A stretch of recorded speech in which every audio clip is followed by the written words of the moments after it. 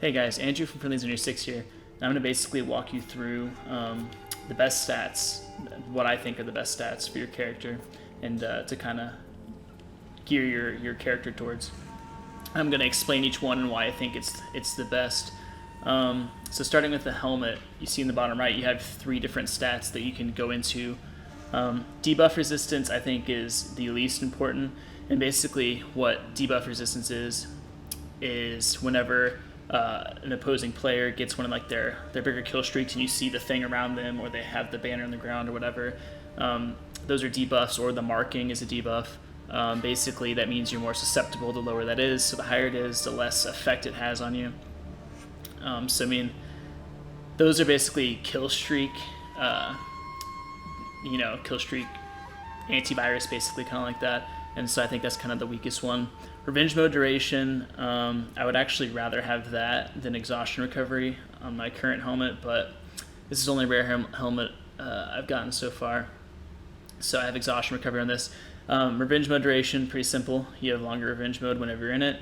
Pretty good, especially when you're getting ganged up on people. We all know that revenge mode is the single most important aspect whenever getting ganged up by multiple players. But exhaustion recovery is still pretty good.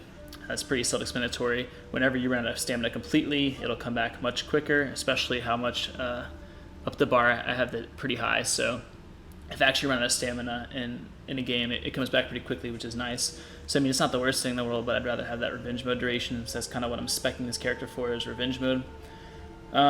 So the chest plate, you have execution health regen, which is pretty good if you want to go for that.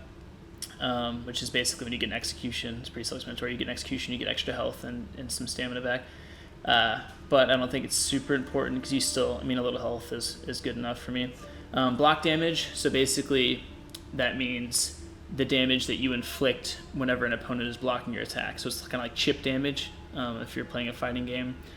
I don't really have a spec for that. I have sprint speed just because if people try to run, because a lot of people try to run, I can catch up to them quicker, I can get around the map quicker. I just kind of prefer sprint speed with these assassin style characters. Block damage is pretty good, especially with heavies. I think block damage is really important, because even if they block your attack, you're still going to deal some damage, and even low health, just a heavy attack will kind of knock them out. But I usually go sprint speed on this just because I usually play assassin style characters, and I think that's pretty good. But block damage is a close second. Moving on to the arms. So block damage resistance, that's the other part of the the coin to the block damage that you give off.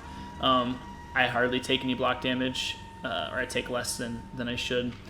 And basically, this is my defense for this character, and you'll see later on why this is my defense. So if you have good reflexes and you're good at blocking, you should definitely spec for block damage. That way, you can kind of block the attacks and stay alive for as long as you can. But revive speed, I think only in elimination, which is the 4v4, no minions, that game mode. I think revive speed's pretty good in that. But other than that, it's good to help your team, but I'm kind of a more selfish player, so I don't think revive speed's that important. So I'd actually put that last. And stamina regen is pretty good. So basically, if you have some stamina down on your bar, it'll come back quicker. So it's kind of like the midpoint of exhaustion recovery. You're not exhausted, so you're not completely out of stamina, but it'll just come back quicker in general, which is pretty good. So I'm just going block damage resistance because I trust my ability to block attacks and stay alive with my limited health pool. So this is why I have a limited health pool. I'm speccing purely attack. So basically I deal a lot of damage, but man, I take a lot of damage. So like 2 heavy attacks, I'm pretty much dead. Like, I'm down to a sliver of health. So you really got to be on your blocks, on your dodges with this. But I deal a ton of damage. A couple of heavy attacks in there, they're going down. And a couple little quick attacks, and they're already on the defensive. And then a grab into a heavy attack. It works really well. But you're not going to be a tank. You're not going to take much damage. You're going to die really quickly. But you can also deal a lot of damage really quickly. And I'm trying to basically combine this with some of my feats to basically just deal a ton of damage, run around the map with my speed and deal a ton of damage. So pretty straightforward. You have attack, defense, specking more attack gets you less defense, specking more defense or stamina cost reduction gets you less. There's always trade-offs to these stats, which I think is pretty cool. You can basically kind of create the character you want. Like this is basically a glass cannon kind of build. Stamina cost reduction is pretty good.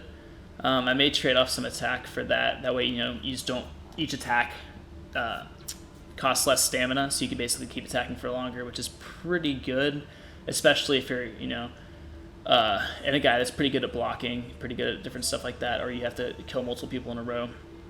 You'll run out of stamina sometimes, so stamina cost reduction is pretty good, but I'm just specking towards attack. That's just kind of my build, but honestly, you can't really go too wrong with any of these. This one, feat cooldown reduction, basically kind of your kill streaks, your feats come back quicker the higher you have that.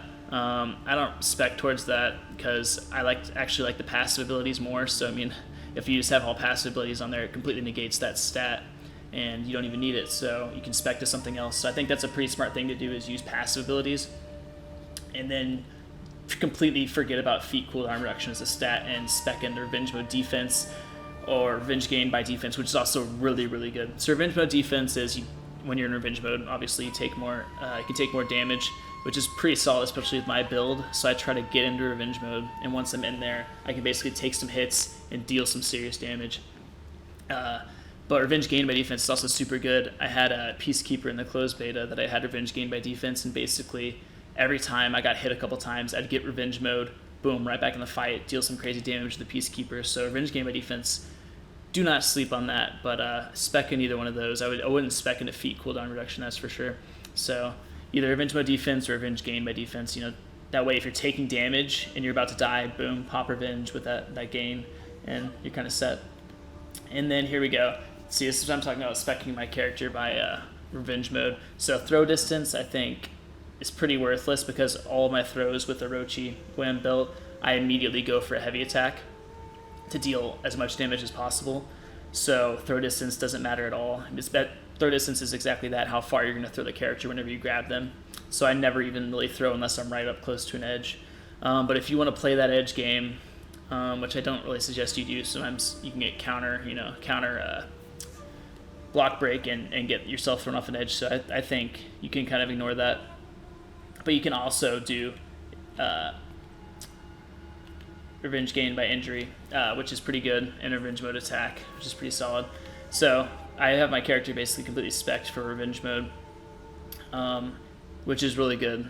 I think it's eventually going to be the meta. I mean, we all know how annoying it is. We get a character to a sliver of health, boom, they pop revenge right when you're attacking, knock you down, and they basically counter the hell out of you while you're on the ground. That's what I'm spec'd for. I'm that annoying guy. I deal a ton of damage in revenge mode. I take a ton of damage in revenge mode. And I'm basically just a kind of assassin, run around, kill people, deal a lot of damage, glass cannon, but then revenge mode is my basic defense and blocking. So if you trust yourself to block, I heavily suggest, just specking attack and being good at blocking and dodging, and that's your defense. You don't need to take that, you don't need to have that much health to be able to take that much damage if you're hardly getting damage. So my entire defense is built around the right here, block damage resistance, which is why I have my arms that way I don't get damaged too much whenever I actually do block. But yeah, this is kind of Orochi's build. I mean, every character is different, but this is my general thoughts on this thing. Oh, and another little extra tidbit, if you don't already know this, you can hit square on items that you don't want, and it'll add them, and you can dismantle them all at once instead of having to sit there and dismantle them one by one, which is super great. So then you just hit R3 and dismantle, get it all at once. Pretty sweet little extra thing. Thanks guys, hope you enjoyed the video, and be on the lookout for some more For Honor stuff. Hey there fellow friendlies, we hope you liked the video. If you did, hit subscribe at the top of your screen, click on the videos to your right or your left, and leave a like and a comment below. And don't forget, you've always got friendly on your 6.